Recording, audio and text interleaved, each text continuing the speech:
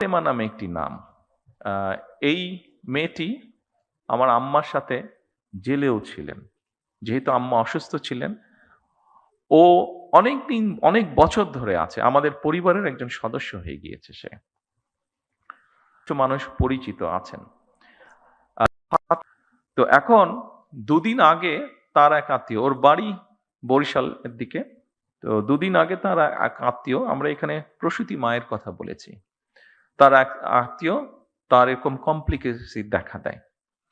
দেখা দেবার পরে হাসপাতালে নেওয়া হলো। হাসপাতালে নেওয়ার সাথে বরিশাল হাসপাতালে নেওয়া হলো। বরিশাল হাসপাতালে নেওয়ার সাথে, সাথে তারা বলল বিভিন্ন রকম কমপ্লিকেসি ওখানে ইনকিউবেটর বোধহয় আপনি পাঠিয়েছেন, না? একনোমিশন। তো নেই। তাকে সাথে, সাথে ঢাকায় রেফার করা হচ্ছে।